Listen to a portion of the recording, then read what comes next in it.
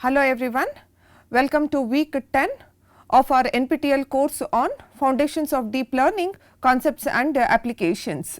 We are in the week 10 and in this particular week we will see autoencoders and variational autoencoders, and these algorithms are unsupervised representation learning models.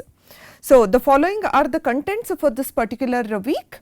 In the first half of the week, we will look into autoencoders, and in the second half of this week, we will look into variational autoencoders.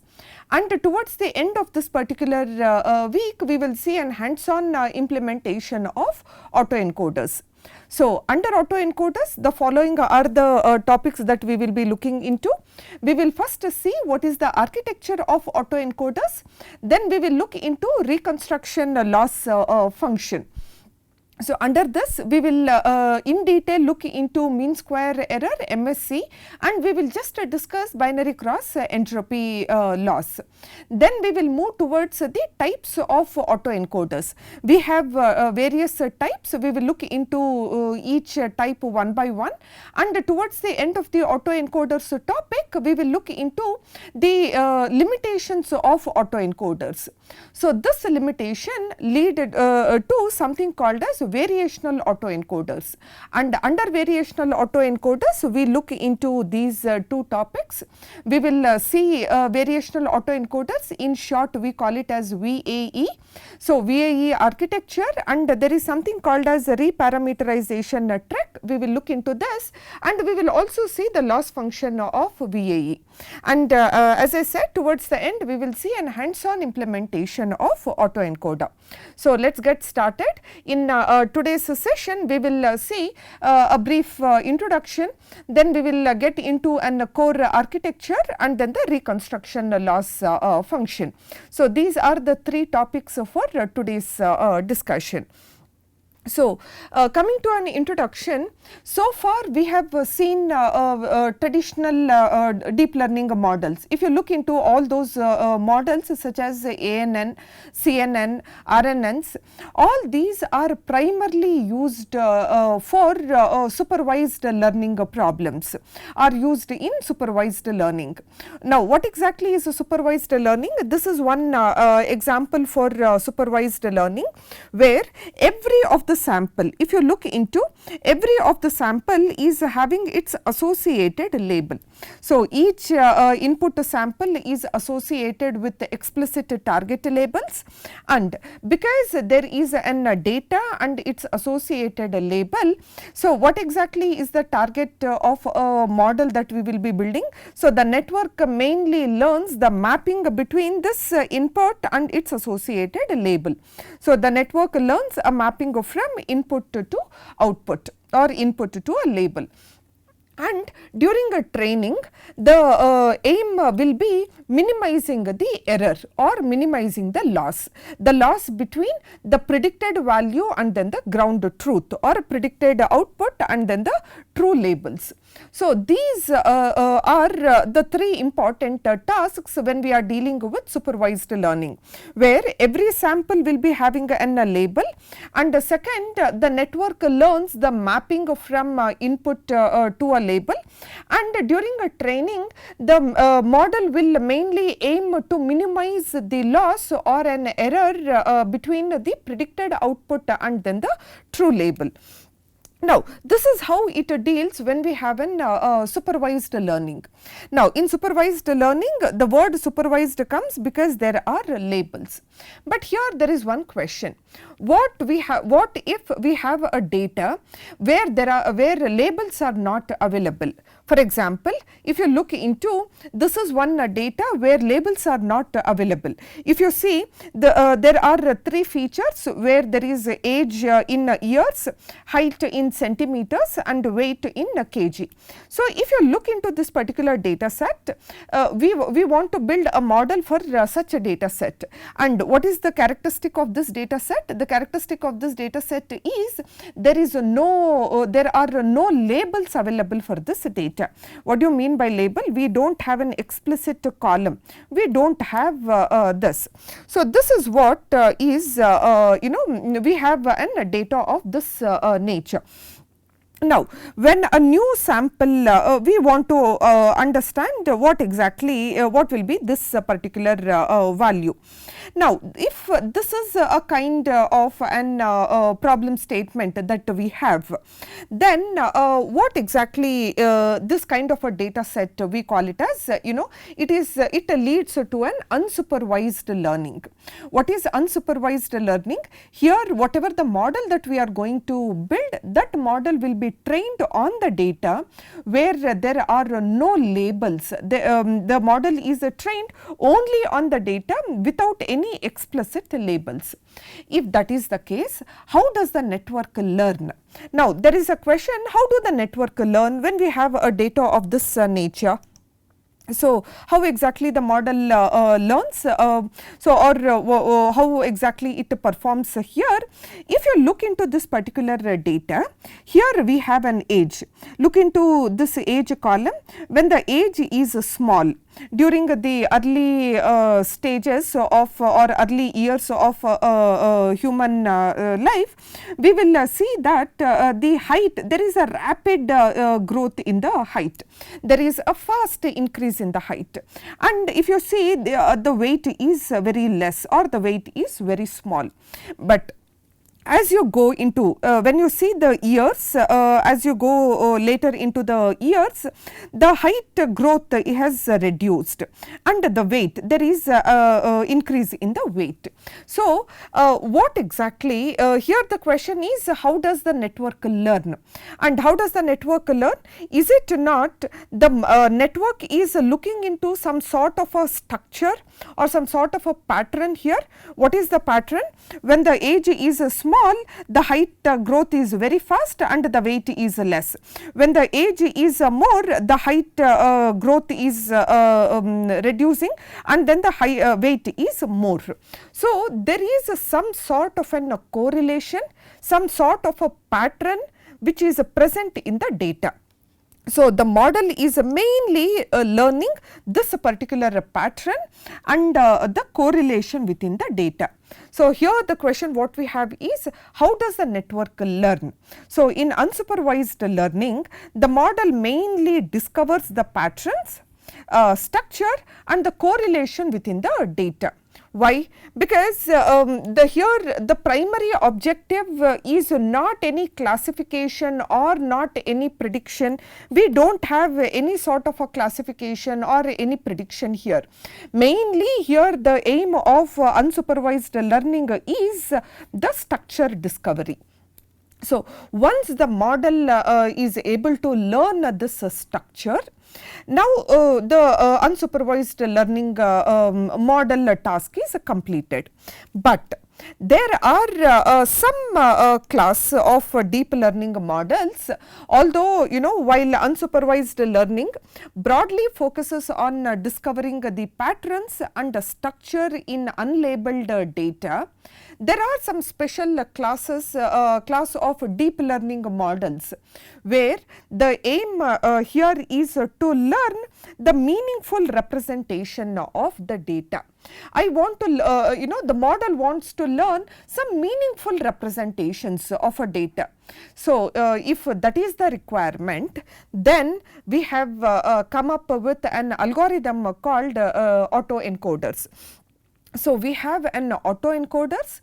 Autoencoders are mainly responsible for this particular task.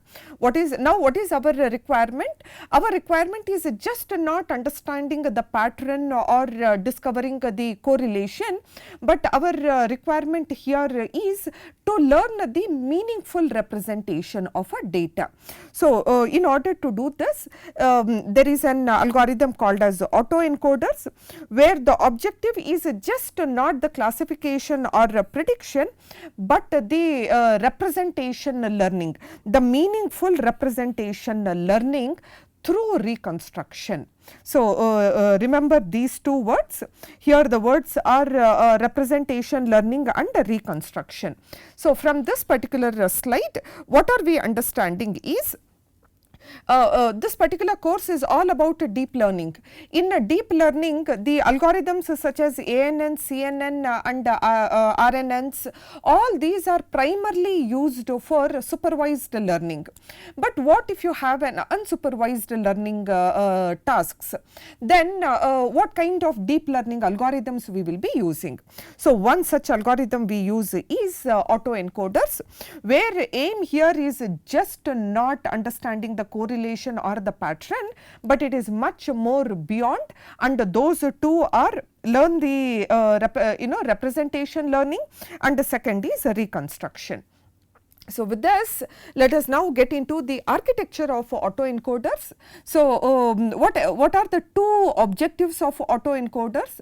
The primary objective here, or I can say the first objective.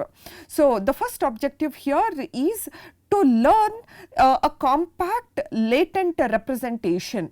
So what exactly is a compact latent representation here? There is a data. So look into this diagram. There is a input, there is a data. So from this data, we want to learn the compact. So when you look into this particular, so definitely this is a compact version of this input. So the very first aim here is to learn this compact representation. Compact representation of what? Compact representation of this input. And how is that you are going to achieve? It is through the encoder. So here the very first component of an autoencoder is autoencoder is an encoder component. What is the primary aim of an encoder? Encoder is going to take the input, and then it is going to give us a latent representation of the input. Now what is the latent representation? This is the latent representation. So what is the first objective of autoencoder? The first objective of autoencoder is to learn this latent representation. Now what exactly is the latent representation or latent code? This is a low dimensional representation. Is it not? When you compare, when you take the input and when you look into this latent code or latent representation, definitely this is an low level dimension or low dimensional representation. Representation of what? Representation of the input only. And how we are achieving this? It is by the encoder. We are achieving this, or encoder is responsible for producing a latent representation of the input. Now what does this latent code also consist of? It captures the essential structure of the input data. So all the essential structure of the input data will be present in this latent code. Now what is the second objective of autoencoder? The second objective here is whatever the latent representation that we have learnt or the model has learnt, from this latent representation, the second objective is to reconstruct the input back. You have an input, from input you have brought down to a latent representation, and the second objective is from latent representation reconstruct the input back. So this is what is the second objective of autoencoder. So the second objective here is we have reconstruction. And how exactly you are doing a reconstruction? Reconstruct what? Reconstruct the input. And how are you reconstructing? Using what? Using this latent representation. And who is helping us to do this? Decoder is helping us to do this. So the architecture of autoencoder is very simple here. We are going to take an input. There are two important components, and those two important components, we have an encoder and we have a decoder. The aim of an encoder here is to take the input and then convert that input into low dimensional representation. When you are converting into a low dimensional representation, we are calling it as a latent representation. And using this latent representation, we are reconstructing back. If you are reconstructing back, then this latent representation should capture the essential structure of the input. So, this is all about the architecture of autoencoders. Now, here the two important objectives is, first is learning the latent representation, and from this latent representation second is reconstruction. So, now let us go in detail about how to build this encoder, how encoder is responsible for getting a latent representation. So, let us look into that part now. So, this is what is the architecture of an encoder. So, what now when you are reconstructing the data, you can even work on tabulated data, or you can work even on images. So, now what you are looking here is where you have a data in the form of a CSV file. So, let us assume you have 100 features. What is the meaning of this? You have a data set where there are totally 100 features are there. So, that is what is the input that we are taking. Now, what is the first objective of autoencoder? The first objective is to get a latent representation. Now, what is a latent representation? Latent representation is a low dimensional representation, which means whatever is the 100 features that we have, from that 100 features you should start reducing and then get the smaller data. Now, when you are reducing to a smaller data, this is what is the latent. When we are getting a smaller data, that smaller data should have the essential structure of an input. So, this is the primary objective or the first objective. So, how is that objective achieved? That objective is achieved using an encoder. And what is the structure of an encoder? How encoder achieves? That is what we are looking in this particular slide. So, we have an features which is having, we have a data which is having 100 features. Now, this 100 features we are now passing, we are now building a model where since the data what we have taken is a simple CSV data. Go back to our week 1 and week 2. Is it not when we are working with a CSV file, a simple ANN model is sufficient? If it is an ANN model, what is, how is that the model is built? We are going to have an hidden layers. So, let us assume we have a first hidden layer. And in that hidden layer, let us assume we have 75 neurons. So, let us assume how it looks. We have 100 features here. If you look, there are 100 features. Which 100 features? Whatever is the input data that we have taken, it is those 100 features we have. Now, this 100 features are passed it into an hidden layer which is having 75 neurons. So, here we have an hidden layer which is having 75 neurons. So, now how does the particular model works? Is it not the first input is going to all of these neurons, the second input is going to all of these neurons, third input is going to all of these neurons. Similar way, 100th input is also going to all of these neurons. So, this is how we are going to build a network. Now, if you look into this one particular neuron, this neuron is getting an input from the first one, it is getting this input, it is getting this input, the fourth input, fifth input and so on, 98, 99, 100. All of these 100 inputs are going to the first neuron.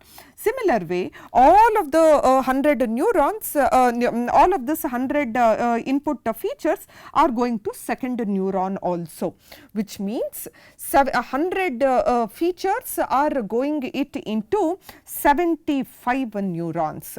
Now, at each neuron, what is happening? We will have an summation and we will have an activation function.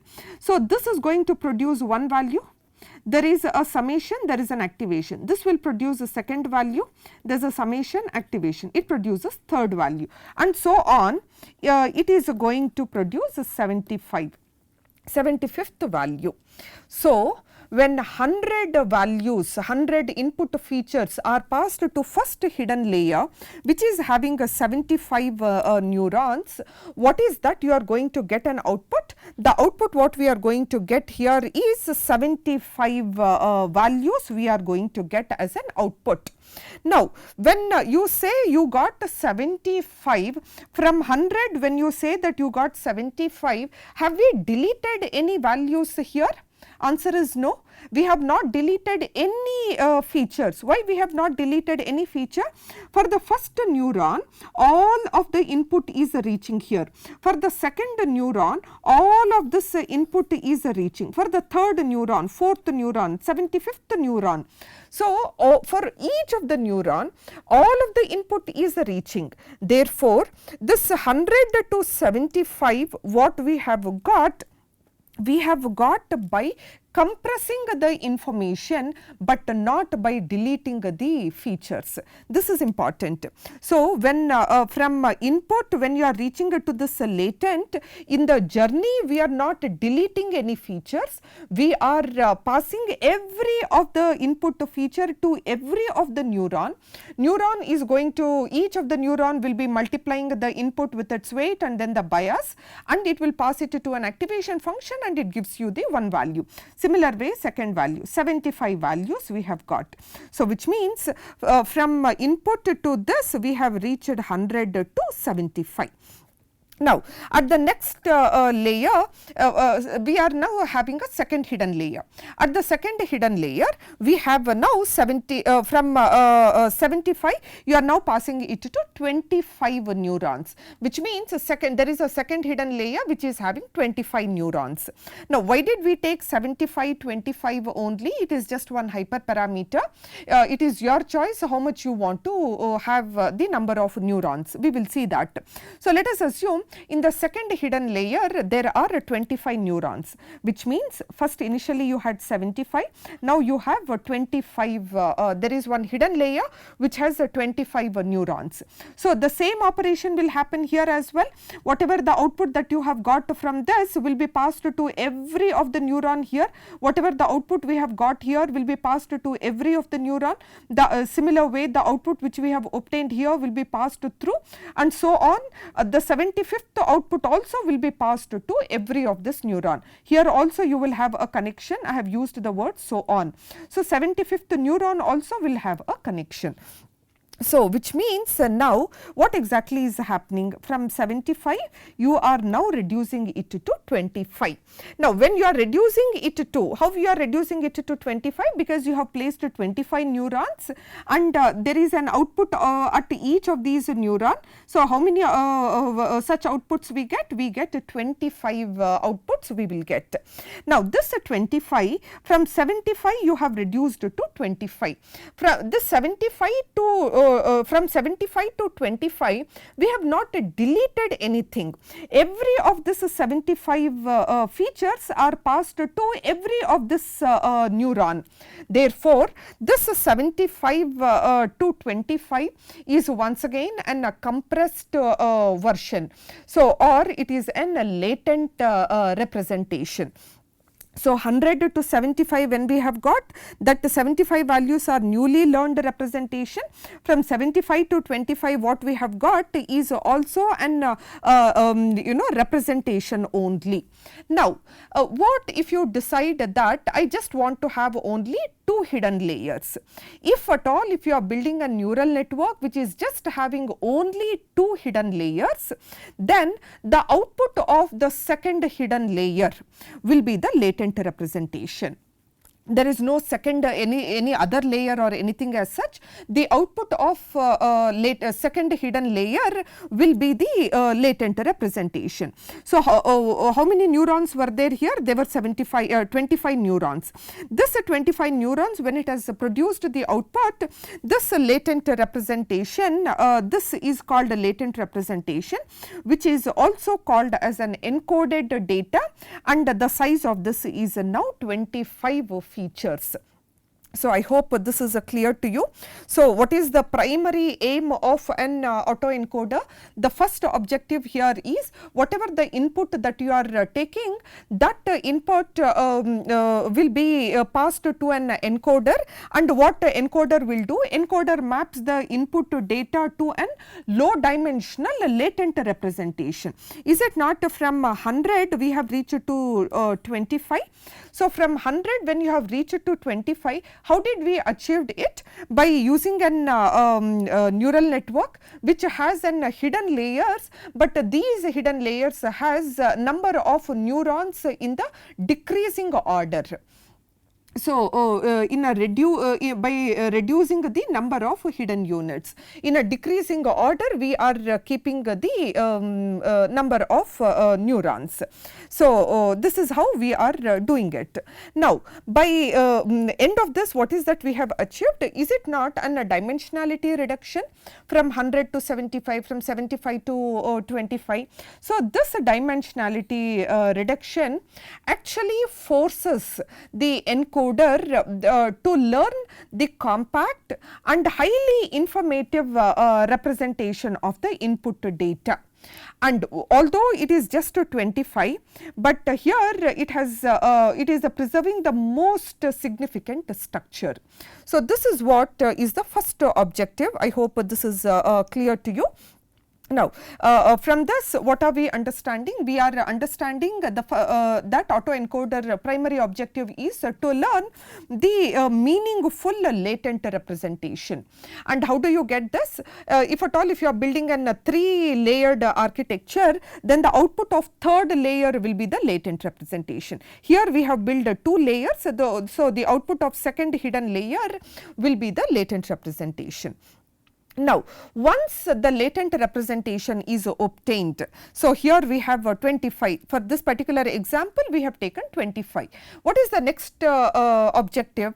The next objective here is you have to reconstruct. So, how do you reconstruct? Now, this 25 should go back to 100. That is when you will say that you have reconstructed the input back. So, now what you are going to do? This 25 that is a latent representation will be passed as an input to the decoder. So, now we have a decoder network. Decoder network is going to take latent as an input. So, takes the latent representation as the input. Now, what is the primary aim? The primary aim is to reconstruct back. That is a secondary objective, right? So, here the decoder primary objective here is to reconstruct back. So, how is that you will be doing? Now, you have 25, the latent representation is having a dimension of a size 25. So, now this 25 features are now passed to an first hidden layer of decoder. Let us assume where you are keeping 75 neurons. So, is it not the representation is something like this? You have 25, from this 25 you are passing it to 75. Once again the architecture will remain the same. You are building a fully connected layer, therefore, every neuron is connected to every other neuron. So, which means this particular neuron is going to see all of these 25 features. This neuron is going to see all of these 25. So, similar way 75th neuron is looking into all of these 25. So, when you are passing the latent representation to a decoder, you are not adding anything new. From 25, when you are increasing it to 75, there is nothing new that you are adding. This 25 itself is being expanded.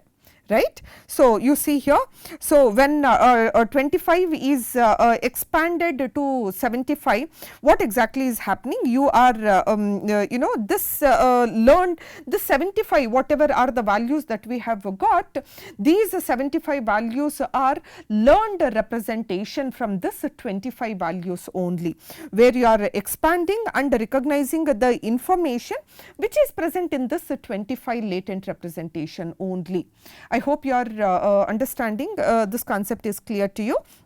Next, what is our aim? From 25 you have reached to 75. Have you reconstructed the input? Answer is no, because the original input size here is 100. So, if the input size is 100, when do you say that you have got an output or reconstructed?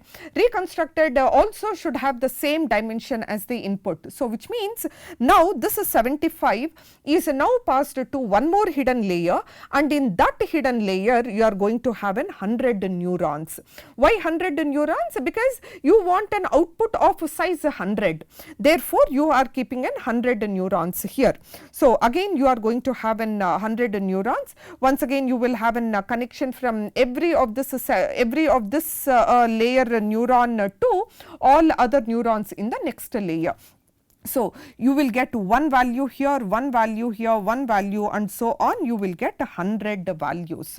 Now, whatever is the 100 values that you have got, that is the actual output here. And if you look into this output, what we have obtained, it is a reconstructed output.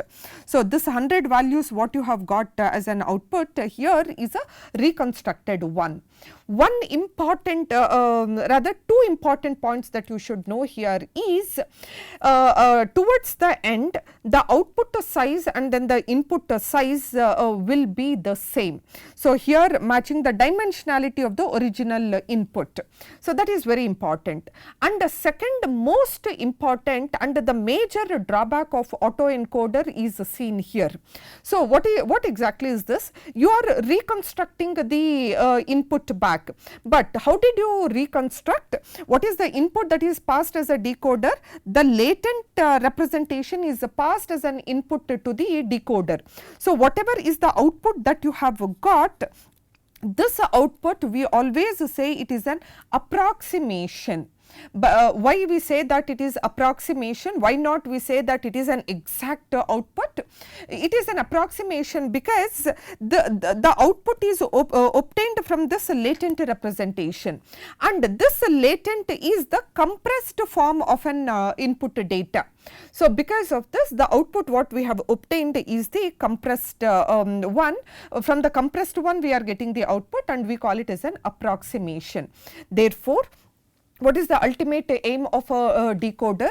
Decoder maps the low dimensional latent representation back to original input space. Now, how? By passing it to a neural network where you have neurons in the increasing order. So, in increasing the number of units in the hidden layer. And this encoder, it was dimensionality reduction, decoder is dimensionality expansion. Because it is expansion, decoder is mainly aiming to reconstruct the input. Now, how it is reconstructing the input? It is reconstructing the input from this latent representation. So, whatever the information which is present in this latent one, from that input only it is reconstructing the input back. Therefore, reconstruct the input only using the information which is preserved by the decoder. Therefore, decoder never recover the original features explicitly, but it always reconstructs the approximation. This is what is the second objective. And there is one important point here to be discussed. Look into this architecture. When you look into the architecture, we have an input n and the latent size is denoted as m. Now, 2 points here is, if m is less than n, which means you have latent space size is less than the original input size. If m is less than n, we call it as an undercomplete, and if m is greater than n, we call it as an overcomplete. So, these two are the points that we need to know. whenever the latent size, latent representation size is less than the original input size, that architecture we call it as an undercomplete, and here the training will get over in a finite period of time. In a real world application, we always try to build an undercomplete architecture only. What do you mean by undercomplete architecture? Where m is less than n. Overcomplete is m is greater than n. So when m is greater than n, what does it mean? If you are taking an 100 features, these 100 features latent representation, maybe it will be 150 or it will be 200. So where m is greater than n is overcomplete. So in such case, training never stops here, and this kind of an architecture is very less in the real world scenario. So this is what is the architecture of autoencoders, where the primary aim of an encoder is to bring the latent representation, and the primary aim of decoder is to reconstruct. Therefore, the two objectives of autoencoder is, the first objective is to get an latent representation, second is to reconstruct. And the point here you need to remember is in the decreasing order, and here it is in the increasing order. This is dimensionality reduction, this is dimensionality expansion. And here we are not deleting, adding any new features. From the given features itself we will be reducing, from the given features itself we will be increasing. Yeah. Now, let us look into the reconstruction loss function, which is the last topic for today's discussion.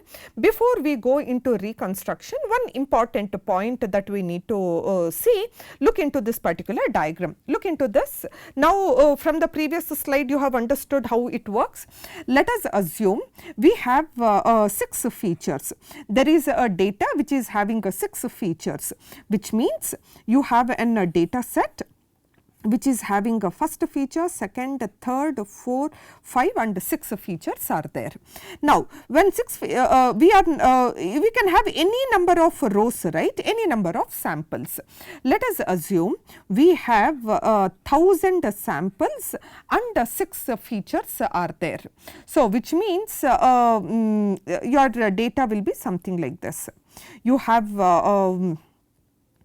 1000 samples and 6 features, 1000 rows and 6 columns we have.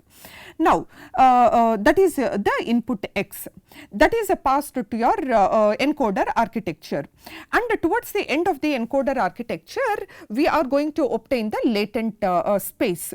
Now, what should be the size of the latent space? That is the hyperparameter. Underline this statement, it is an hyperparameter. So, when it is an hyperparameter, you will be deciding what should be the size of the latent space. For example, just for example, for understanding, let us assume the latent space here is 3. So, which means I want now the data which is having only 3 features, but how many samples? The samples will be the same, 1000 samples, 1000 samples and 3 features. So, the size of this data will be 1000 into 6 and the size of this data will be 1000 into 3. Now, why did you fix 3 only? That is an hyperparameter. It is our a programmer choice what should be the latent space or latent representation dimensionality. So, we have reduced it to 3. So, now what is the math behind? Let me erase so that we will just focus only on the math. Now, how do you get this h? Is it not h you will obtain by taking this x multiplied with the weight plus bias. So, for time being, let us assume bias is some constant and we are not focusing on a bias term. So, we are otherwise there is a bias also, but we are not focusing on a bias. So, let us assume h is x into weight. What is this x? X is the input and all of these weights. right. It is a linear transformation. We have seen this from our week 1 and 2. So, we know what is the size of x. The size of x is 1000 into 6, and we know what will be the h size. What is h size? Since it is an hyperparameter, you have already fixed what is its size. The size here is number of features that you want are 3, and how many such samples are there? The samples are 1000. So, is it not we have seen this? Now, that is getting multiplied with the weight. That is getting multiplied with the weight, that we know. Now, what should be this weight dimension? What is the dimension of this weight? If x is 1000 into 6, which is given to us, which is already known to us, and h is something an hyperparameter, you have to fix what should be the reduced feature. Here the reduced feature is 3. Now, you know that 3 is not, we have not deleted anything from 6, that 6 is compressed and given it to that 3 now. Okay. So, h size is 1000 into 3. If this is one term, if this is another term, what should be this dimension? Can you tell to yourself what exactly should be the dimension of this? Is it not the dimension will be 6 cross 3? Now, you can ask, ma'am, why is that you are writing in terms of a matrix? Because see, when you look into this diagram, it is all fully connected layers. A fully connected layer is mathematically a linear transformation only, and linear transformations are always represented using a matrix. Therefore, we are representing using a matrix here. Otherwise, the number of weights that will be here are 18. Now, that 18 I am writing it as 6 cross 3. Now, it is a simple math, right? If one is 1000 cross 6, the other one is 6 cross 3, then when you perform a multiplication, is it not you get 1000 cross 3 output? So, that is the output that we have obtained. So, from this what are we understanding? WE is the weights that are associated at the encoder part. So, it is performing an encoding process, right, and what it is doing, it is reducing from R6 to R3, correct? Yes. Now, you have understood up till this h. Now, from this let us go into the decoder part. So, what is a decoder part? Is it not x cap, that is a reconstructed input? How do you get this? H is the input that you will be passing, that gets multiplied with all of these weights and then the bias. So, as I said, the bias is the term that we are not discussing. So, x cap will be h into WF, right. Now, you know what is h size? H size is 1000 cross 3. What is x dash? We know that there are 1000, and then what is x dash here? Is it not 6 features back? That is how we say that the samples, the output dimension should match to the input. Then what should be WF? So, what should be the size of this W so that you get this value? So, you see x dash, what we have x cap or x dash is some function, output function multiplied with h into WD. So, this WD, what should be this size now? Is it not 3 cross 6? So, we have something 1000 cross 3, other one is 3 cross 6. Definitely when you multiply these two matrix, you get 1000 cross 6. That is what we have obtained. Now, what is this WD? WD is actually a weight associated with the decoder, and it is transforming the features from R3 to R6, from 3 to 6. Now, look into the most important, here it is all dealing with the weights only, because this is something which is known to us, this is something which we can control, this is something which is known to us, and this is something which we are going to control. But WE and WD is something that are learnable parameters here. So, one weight which is encoder weight is 6 cross 3 and decoder weight is 3 cross 6. So, if you look into these two values, is it not the shape is reversed here? So, one is a transpose of another, but it is just the shape is reversed here, but the values inside are not necessarily to be same. The values can be anything. So, one weight matrix is 6 cross 3 weight matrix, other decoder weight is 3 cross 6.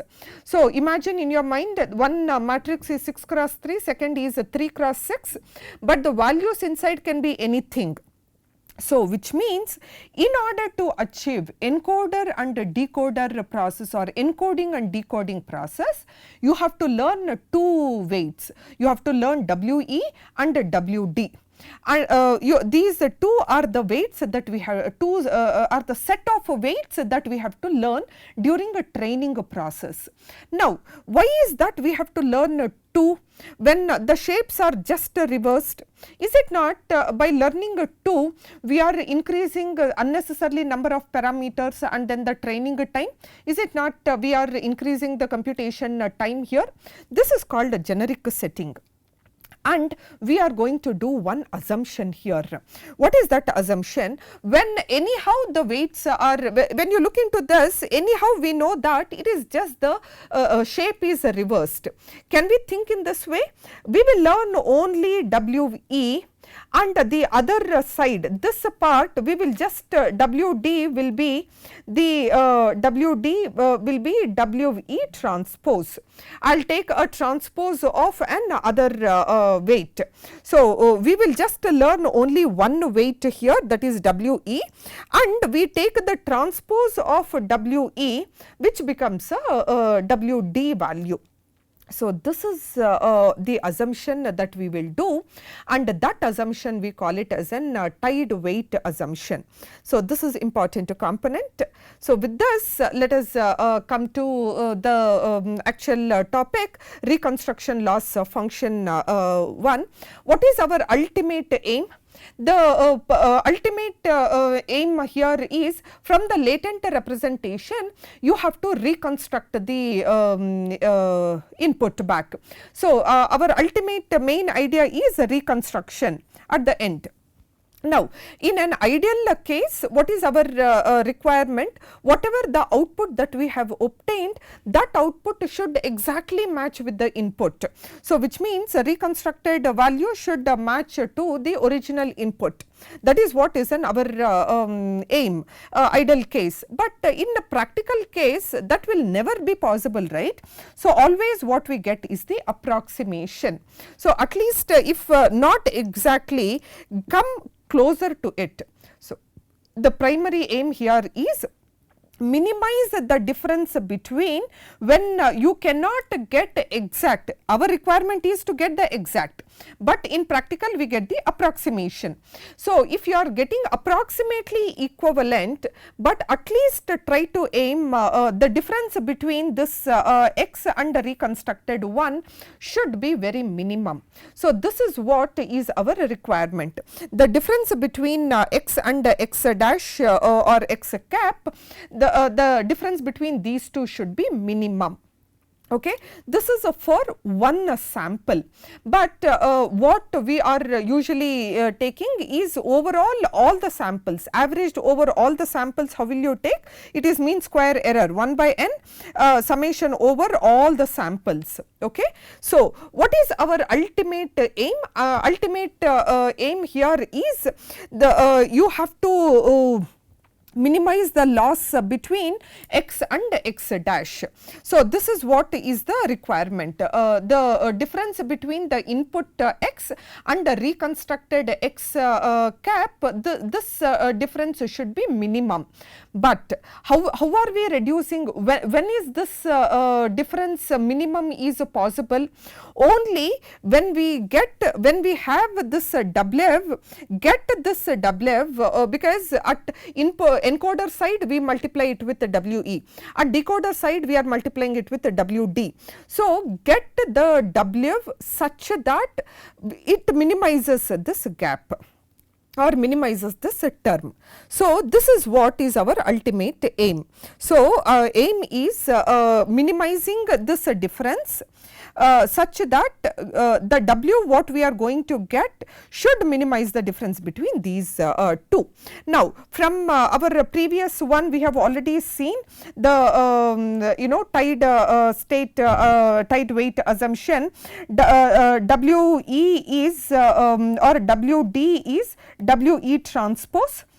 So, because of these term WD, WE, so can we write WE as just one WF, therefore WD will be W transpose.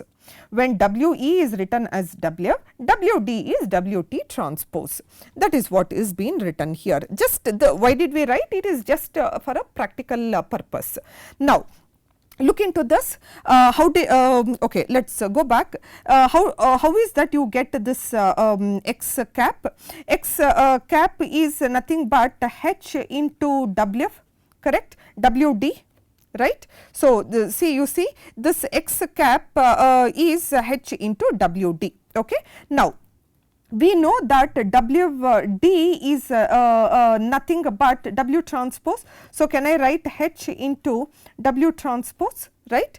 So, look at this, from X cap is written in this way, and this WD is written it as W transpose, okay. Now, this is what we have written. Now, what is H? H we already know, H is nothing but X multiplied with WE.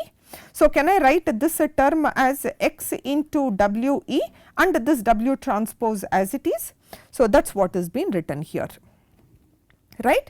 And the next, we know that WE is nothing but W. So, it is X WF W transpose, right.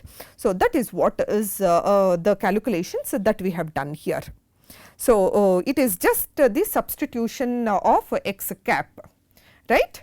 Now, so what is the final reconstruction loss? The reconstruction loss is this. So, this is the formula for reconstruction loss, but here we are adding one regularization term. What is this? This is L2. L2 regularization, and lambda is a hyperparameter which is a controlling. This is regularization term. Now, why is that we have to add this regularization term?